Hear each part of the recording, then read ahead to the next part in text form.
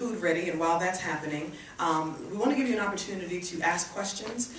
We realize that there are several, and we appreciate the prophecy that Miss Millie's work and your words gave today, that we will follow in your footsteps and let God direct our paths to authorship.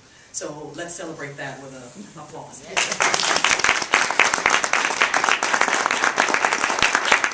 So I want you to think for a moment. You were brought here for a reason. I'll tell my story really quickly. I was at a retreat with my sorority one Saturday afternoon, and you know, the devil said, you shouldn't go, you got other stuff you need to do, blah, blah, blah, blah.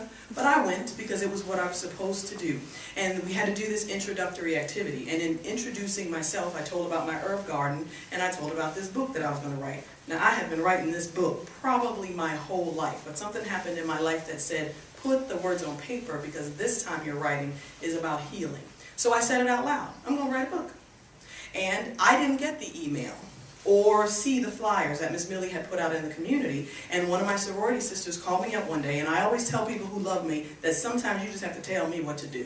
So she called me up and she said, hey, there's going to be this meeting of new authors.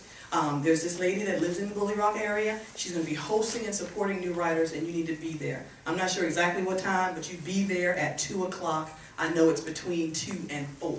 She told me where to show up, and she said, you better be there. Well, I did exactly what she said. I put it in my calendar, I made a note of it, and when I showed up and heard that everybody else had gotten the email and that they had known about it, and I got it by word of mouth, I looked up and said, wow. Thank you so much, God, for putting people in my space that will direct me to where you want me to be.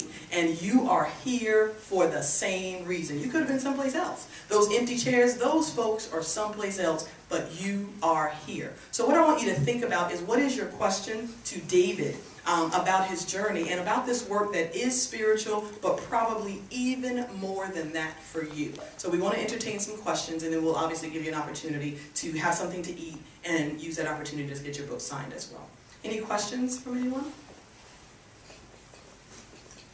Okay, Davida? Yes. David, I have a 17-year-old son who I am trying to guide him into reading, except for, ESPN and Sports Illustrated. If I was going to introduce this book to a 17-year-old who's really just into sports, how do you think I should go about trying to introduce it to him, to make it a read on his list?